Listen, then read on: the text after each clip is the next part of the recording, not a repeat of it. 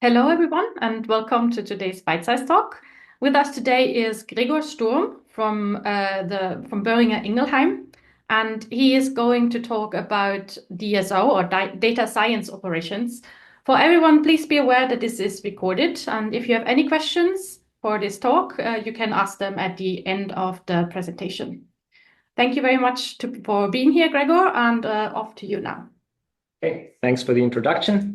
Yes, Franziska mentioned, I work for Boehringer, a pharma company, and my team specifically analyzes biomarker data of early clinical studies, which means we operate in a highly regulated environment. And today I want to present a tool that we built to streamline our data analysis projects and to bring DevOps principle to data science projects. The motivation was simply to make it really easy to build reproducible and version data analysis. And by doing so, we think that we can improve both quality and efficiency. We can improve quality by avoiding mistakes due to outdated reports, because if something is reproducible, if something upstream changes, you can just rerun everything and everything is up to date. And we wanted to have a provenance record for all analysis, exactly documenting what are the input and the output files. We also believe that we can improve efficiency. Maybe it's a little bit more effort at the beginning, but as a project drags on, you can react faster to changes and as a consequence have faster turnaround times. And also we wanted to make it easier to collaborate on projects, because if you work on just a shared network drive with multiple people on the same files, it will blow up at some point. This is why we have something like Git for code, but we also needed a solution for working with data. And the solution that we came up with is a framework that combines what we believe are the best open source tools for data science. And I organized different tools in different pillars here. And the first set of tools is related to project setup. So DSO uses Chinia 2 for project templates, similar as NF Core Tools does. We have YAML-based configuration management and a hierarchical compilation of these YAML files. We provide a standardized folder structure that is still quite flexible to accommodate different needs. And if you're working with Python, then we rely on the UV package manager to declare all dependencies. The second set of tools is about the data workflow. And really at the heart of DSO sits DVC, which stands for data version control. And this provides data versioning and reproducible code execution. This is really the corner piece of this entire project. And for this reason, I'm going to show a bit more in detail what DVC does in the next slides. Of course, we use Git for collaboration and code review. We implemented some linting checks using pre-commit hooks. And we rely on Quarto for reporting, because it's even though it comes from the R world, it's a language agnostic reporting framework and it worked quite well for us. On top of Quarto, we also implemented some automated watermarking, mostly to mark all plots as preliminary if we think they're not ready, that they're not abused by different committees. Now about DVC, how does this work? It goes hand in hand with Git, and you may have a data file, for instance, an R data file, and then you can run a command, the DVC add, and it then will create a small file called ending in .dvc. That simply is a text file that contains the checksum, the size, and the path of this file. This .dvc file is then committed into the Git repository, and the data file is stored somewhere else.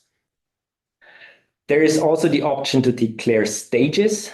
Laser pointer, I think, where you can declare dependencies, such as a quarto file, maybe an input file, output files, and a command that's being executed that basically generates the output out of the input files.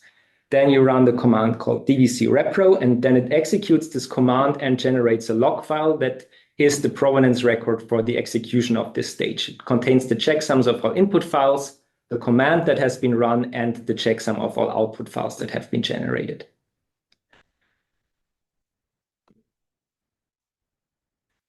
Then how can you use DVC to sync data between different collaborators? So as with Git, you have a local checkout that contains both the files tracked by Git, which are your scripts as usual, the dvc.yaml files, the .dvc files, and the dvc.log files that have been generated, and the actual input and output files. Then, as usual, you make a commit. You can use git pull and push to synchronize with your git remote, and you can use dbc pull and push to synchronize with your dbc remote, which is quite flexible. It supports a ton of different storage backends. One of them are S3 buckets, another is just a shared file system. DBC also comes with a sort of mini workflow manager based on these dbc.yaml stage definitions, which declare all the input files and the output files. And based on that, you can generate a graph. And if you have a simple example here where we process two different modalities, say RNA-seq and proteomics data, run a data preparation and a stage and an analysis stage. And now you update your clinical data that kind of is associated with both data types. Then DBC automatically recognizes that all these stages are out of date and re-executes them. Now I'm going to show a quick demo, pre-recorded demo of how the DSO tooling works in practice. So here we are in VS Code, an empty folder, and if I type DSO help, we kind of have a standard command line tool with a bunch of subcommands. And I'm now going to focus on the create and init commands, which allow you to initialize a project. So if I type DSO init, then it prompts me for a short description. And then we can see that the folder has been created here, and every DSO project is automatically a Git repository and a DBC project, which you can see here with the .dbc file. It also contains a bunch of other dot files like an editor config file and PyProject TOML file and so on. So it's a fully initialized data science project. And then we can start adding stages. A stage is really the fundamental analysis unit in DBC and DSO terms. So it's one analysis step that is contained in a folder. And there's also a template for adding such a folder with the DSO create command, so DSO create stage. And then again, we can choose from a template. So for now, it just supports a bunch of generic templates, either run a bash script or a Quarto notebook in either R or Python. Then it also prompts for a description. And now we see that the folder has been created on the left. So a stage always consists of an input directory, a source directory that contains the script to be executed, and it's expected that the script writes any data files that are created into an output directory. Additionally, it contains a dbc.yaml file that's pre-populated and a params YAML file where we can specify any parameters, but I will show this in more detail later. Now let's open the Quarto notebook, which contains some boilerplate code. Some of it we won't need, so let's gonna remove that. And now let's just add a chunk where we can just create a random plot, add another chunk where we will write a predefined data set available in R to a CSV file, just that we have an output file. And what you can see here is the stage here command here.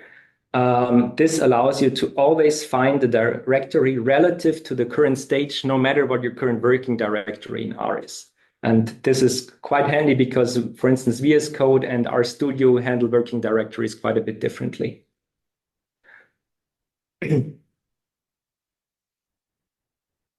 Now let's move to the global configuration file at the project level. So there's the params YAML file at the project level, but also at every stage level. And this, for now, contains all the just Quarto configuration. So you can set things like the author or the output format and whether messages are suppressed and so on. So this is all standard Quarto options. And now we're going to add some DSO-specific options, and that's the disclaimer and the watermark. So this is what we build on top of Quarto, that every report in the project, if this is enabled, will get a disclaimer at the top of the report, and a watermark will be added to all plots. Now we're done setting up this basic stage, and we can type DSO repro to actually execute the stage. And this now compiles the configuration files, executes the quarto notebook. And we can see that once this is done now, we have an output directory that contains our CSV table that we've written, which is just the iris dataset. And it contains a report in an HTML report in the report directory and a dvc.log file that serves as the provenance record for this stage. So we have the dependencies, the command executed, and at the bottom, the command executed, and at the bottom, the output files, including their checksum. Okay, now if we open the report, the HTML report that has been generated by the tooling, we can see that at the top we have this disclaimer box, and here we have a plot that contains the preliminary watermark. During the demo, I've mentioned the YAML configuration, and we have kind of a hierarchical configuration system. So we have params in.yaml files, which are uncompiled configuration files, and they can exist at the project root, they can exist in subfolders, and they can exist in every individual stage. Then once you execute the DSO repro command, all these configuration files are compiled into actual params.yaml files. And during this compilation, we can make use of a bunch of different features.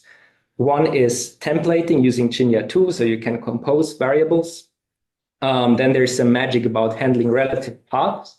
And lastly, the most important feature is inheritance. So everything you write at the project level will be contained in the params YAML files at the folder level and at the stage level. You can override things at the folder level and at the stage level such that they're only in those compiled params YAML files. And the nice thing about this compilation is that this is really a standard YAML file that you can read without any specialized tooling. It's really plain YAML that contains everything you need for this specific stage. Okay, lastly, now specifically for the NF Core community, you might wonder why not use Nextflow? Because there is certainly some overlap. Like Nextflow is a workflow manager, DVC is somewhat a workflow manager that can also execute these graphs. And Nextflow does a lot of things, and it does some things on top of DVC. For instance, abstraction of compute environments, managing containerized dependencies, and automatic parallelization, which are all nice features which DVC does not have. But DVC supports data versioning. It provides this provenance record and these log files. It enables sharing data between collaborators via a Git and another remote endpoint. And I would argue that this YAML-based stage definition, where you only declare input files and output files, and the graph is, so to say, implicit, is much simpler than writing a whole Nextflow process and all the operators connecting the Nextflow processes.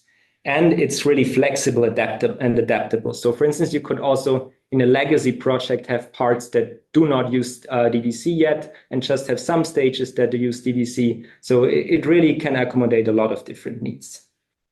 In summary, I believe that DVC is best suited for any custom analyses on preprocessed data. For instance, what comes out of a Nextflow pipeline, while Nextflow is best suited for really the heavy lifting that needs a compute cluster or cloud environment in the back of repetitive tasks. Finally, I would like to pitch an idea that I heard some people in the NF Core community are actually interested in, and that is using DSO with a custom stage library. So as shown, DSO already comes with some generic templates for projects, folders, and stages that are just empty, so to say, and contain some boilerplate code. But what if instead of starting from scratch, we could start off with a curated best practice analysis template library? For instance, if you want to start off with a differential expression analysis that you then would later like to customize. And this would be totally possible with minimal changes to the DSO code base. And then you could say, for instance, DSO create stage, templates, differential expression in lemma. And yeah, something like that is certainly on our roadmap to build. But of course, this would only make sense together with a community effort to actually build these templates. And I would also like to emphasize that I don't think we're competing here with NF Core workflows, but rather complementing them. There's some downstream workflows in Nextflow, for instance, differential abundance that does differential expression analysis. But personally, I often found them to not be flexible enough. They get you to a certain point relatively quickly, but then collaborators may ask to customize plots for publication and so on. And then you anyway end up rerunning basically the same thing in R or Python or whatever, and then building custom plots. And therefore, I think it could also be an option to start with a predefined template and then adapt that to your needs as you go. Okay, yeah, that was basically the most important gist about DSO. It's fully open source. You can find it on the Boehringer Ingelheim GitHub/DSO. We also have a public documentation, and you can install it from PyPy using either UV or pip as usual. And yeah, it's called DSO_core, not because it's related to NF core, but rather because the DSO namespace was already taken. And secondly, because we envisage this to be the core package of DSO, which could be extended by other packages. Finally, I would like to thank my colleagues, Daniel, Thomas, and Alex, who joined me in developing this tool, and also especially were excellent beta testers of the process. By now, we have adapted this in parts of the team and use it kind of as a default tool for analysis for biomarker analysis. Thank you. Thank you very much. Very, very interesting. So I have now allowed everyone to unmute themselves if they want to pose any questions. And I'm going to start with a question from the chat. And Mardi is asking, which open source data lakehouse platform has the best compatibility with DBZ? So we don't really use a data lakehouse here, but you just need a storage backend. And yeah, we on our side for now use a shared file system, and in the future we'll use S3 buckets. And of course, there are open source implementations of the S3 API available. And there are also other storage backends that are documented on the DVC website, but I'm not aware of the full list. And there might be some actual data warehouse solutions also that are compatible. But please check it out on the DVC documentation. Great. Are there any more questions from the audience? In your chain of YAML files, how do you resolve a conflict if there is one? You mean here? Yes. What's the exact question? If there is a conflict of parameters that I'm giving, then you will override them. So local always takes precedent over global. And there's also some options for lists. For instance, they will get merged. So if you define a list at the root level and define a list with the same name with just one element at the child level, then the lists will be merged. So you compared it to Nextflow. I was wondering what are the differences to SnakeMake, for example? When do you see a DSO has an advantage over SnakeMake, which can, I suppose, like do similar things, though it probably doesn't have all of these versioning features, right? Yeah, I think it's kind of the same thing. So SnakeMake is in very regards similar to Nextflow. It just uses a bit of a different principle. So Nextflow uses data flow variables, while SnakeMake uses file names. SnakeMake also covers all these things. You can argue that it is also as simple as the YAML-based stage definition, though personally I even found Nextflow a bit more intuitive when building larger workflows. But yeah, as far as I'm aware, SnakeMake also doesn't support data versioning, building a provenance record, and this data sharing feature, which I think is really unique to DBC. If I may add, also SnakeMake is based on timestamps, which is sometimes really difficult to share if you check out different Git branches and other things. Here, this is really helps to collaborative work on a bigger project or a small project if you branch out and then check in and so on and so on. This is, I would say, faster and more collaborative in this way. We have another question in the chat. Amar asks, how do you take care of containerization? Apart from UV, what if I need to use Docker? So the short answer is we don't, and it would be up to you to write that in the script section of the dvc.yaml file. So you can totally write their Docker execute or something like that. Have we more questions from the audience? Yes, yeah. I'm wondering, in the sort of DVC framework, is there any support for steps where you might want to tune a hyperparameter, like your cutoff for a biomarker or something like that? Yes, so it supports matrix stages where you can specify a variable or an array, and then it will or run a job for each of these variables. Okay, and then actually, that's a feature that we don't really use here because we mostly have analysis project and not like machine learning projects. But DVC actually comes with experiment tracking and can also record parameters over time, and then you can make like a graph of your loss function or something like that. Okay, cool. That's, I think, the main selling point for which it was designed originally, more with from a machine learning standpoint, but we use it for data analysis. Yeah. Okay. Amar asked a follow-up, does DSO or DVC allow resuming of tasks? So yes, it always checks if tasks are out of date, and if a log file is written, then it doesn't re-execute this task again unless something has changed. But of course, it doesn't resume a task somewhere in the middle. So each task is like one atomic unit, so to say. Question from, I'm not quite sure who. Does DSO's integration with Quarto reports mean that the reports are generated automatically? Depends on what you mean with automatically. You need to write the Quarto notebook, which is kind of the script for each stage. And you basically place one Quarto file in each stage, and then you execute the stage, and from there everything is done automatically. And Matthias asks, I forgot the purpose, but you mentioned MD5 were generated at some point. Are they generated on data files or metadata files? If it's data, does it slow down execution?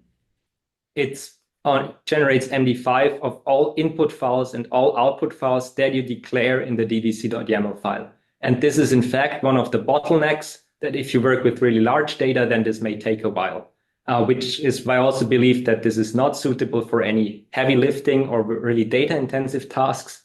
But for our purposes, we mostly work with like pre-processed data that come out of Nextflow pipelines. It's usually a data matrix. Maybe it has a couple of 100 megabytes, may have a couple of gigabytes, which still works fine. And for this range of data sizes, it works really well. So have you ever tested the file? Since you talk about the file size, have you ever tested the heavy files? What is the threshold or something? Which this struggles or failed? What could be this, like 5 GB data? So I have a project, which a spatial transcriptomics project, where the data files probably accumulate to some 50 gigabytes, and it's still possible, but some steps are getting slowish. But I also have to say that it's on a shared network file system that is not the fastest. And I believe if you had like a local SSD, then this would scale even a bit further. And this would also be the perfect use case that you have a local machine or cloud instance that has a fast local SSD. You do everything on there, and then you sync your data to a remote storage and don't work directly on a network drive, as is often done in an HPC context.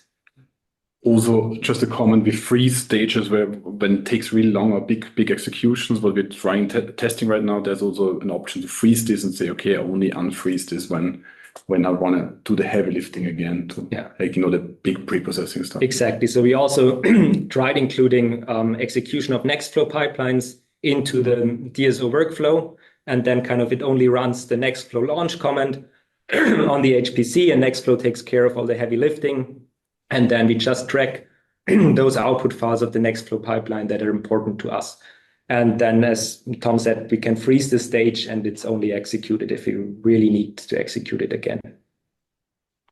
So I was wondering, like in your experience, because I always wondering if I work with SnakeMake or similar things, like how much should be, I mean, you mentioned the notion of a stage, right? How much should go into one stage? How many steps do you have there? what is in your practice like, or what do you know from your experiences makes most sense in an analysis? How do you split up an analysis? Do you do for every single step a single stage, or do you have like multiple things going? Yeah, I mean, these notebooks can get quite long, but in general, I think using such a workflow management system of whatever sort encourages to make things more modular, because you don't have to worry about rerunning individual parts again anymore, because this is done by the system. And I think this is really nice, because then you start, for instance, separating out a data preparation stage into a separate stage. And then you may have different notebooks that depend on this stage. And you don't start running data cleaning twice in different notebooks just because it's the easiest thing to do. But here it really becomes easier or less overhead to separate out things that are individual steps. So I would say, make the things a bit smaller than maybe they used to be, but it's also not necessary to like really make them atomic, like just run one operation on a data object or something like that. And the tooling is already now so nice that it's really very fast to generate a new stage. You just add parameter there, and then you can go ahead. So it's easy to make it more modular. I also really like the idea of having templates. I mean, this is, I think, it's missing actually. Like, We have another question in the chat from Thomas. Could you re-explain the way inputs and outputs are staged and structured in subfolders corresponding to individual steps? Maybe let's look at this again. So there's not a staging process, as you're known from Nextflow, that every process is executed in an isolated directory, but rather everything works in the folder that you have checked out. But we as a convention introduced that every stage has an input folder, a source folder, and an output folder to really separate inputs from outputs. Now, if your stage uses data from another stage, then you wouldn't, again, copy the data into that input folder, but rather reference the data from the other stage. And this we typically do via these params.yaml files. So we declare all important paths, like of a clean data object. We declare it as a variable in these params YAML files, and then just reuse this variable across the different stages. And due to this magic, so to say, of this parameter compilation, relative paths are always compiled such that they are relative to each stage. So you can, without any figuring out where the file lies, you just reuse this variable and you will find the file that's located within your project. There was another question by Mardi, but I think that one was already answered in the chat. I have also a question myself. I was wondering if it is possible to combine DVC with Nextflow, meaning that DVC actually creates the command for the Nextflow pipeline. Would that be possible? And basically then use DVC as a project control. With command, you mean Nextflow code, or you mean the bash command to execute Nextflow? The execution command. Yes, this is possible, and it's something we actually also tried. It works. The bottleneck might be really if you have large output files, then DVC at some point might struggle tracking them and computing all the checksums.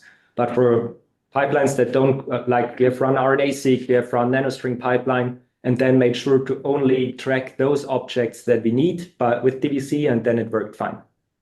Okay. Are there any more questions? So we just have this LFS, right? Then just why can't we DVC LFS is probably So Git has Git LFS, which is basically where you can store data in Git version. Basically, for example, how it's set up here, it's that it in the background generates an S3 bucket. Here you define where you want to store this. Also from data compliance, for example, if you have patient data or other things, you need to define exactly this. DVC is a bit more flexible in regards of where you want to store it. Git LFS is a bit more integrated, one would say. Yeah, I think that's the main advantage, that you really support a wide range of storage backends you can choose from. Also, just a side comment, for example, with Git LFS, you always have to clone it, so it will be always locally reproduced. Whereas in DVC, it has an option if it's in the same file system that it only links the data, so it's not copied. And that's actually with large data files is quite advantageous. And there are different, even how it's linked, quite efficient ways to do this. Yeah, and of course that DVC also comes with this workflow management system. So it goes hand in hand with the data versioning, and with Git you don't have that. Matthias suggests a light mode that computes checksums only on files metadata, on file metadata. What do you think about that idea? Yeah, of course you could make it timestamp based, and the problem is that DVC uses an object addressable storage for all the data files. So a file is stored into an object that is named by the MD5 sum and retrieved by that. So the only option you would kind of have is to not track these files with DVC. But then, of course, you lose some of the advantages, like being able to share the big data files with your collaborators. So if you want a file to be in the DVC remote storage, it needs an MD5 checksum. There's some discussion in the DVC repository that, for instance, other checksum algorithms could be used that are faster. But there hasn't been a lot of progress on that. If I may add to discussion, for big fast queue files, I actually do something at this. I say, okay, it doesn't have to be the DVC storage because I'm not going to share the fast queues anyway. If I share something, it's only the preprocessed data or the downstream analysis. There, you can manually just create a file list with their file sizes, for example. And if those change, you only execute it once. And if those change, then you know that the whole workflow has to be reproduced. So we're currently experimenting with this. There are some tricks and workarounds, but for us, the preferred solution is to keep the pre-processing separate, do the heavy lifting with Nextflow, also using Secura platform, and then start the DVC workflow based on the output objects of the Nextflow pipelines. First, basically something that you can handle on a single machine without problems. Okay, I think this was a really good discussion. It is now over 1:30, so I would like to end it here. If there are any more questions, I guess they can contact you directly, Gregor. Of course, here's again the slide with the GitHub repositories. Yeah, so please give us a star on GitHub, and if you have any questions, you can open a ticket there. Or can also find me on NF Core Slack or SEverse Zulip if you want. Perfect. Then thank you again very much for this really interesting insights. And thank you also to the audience for joining us today. And I hope to see you for our next Bite Size Talk as well. Bye-bye. Thanks for having me. Bye.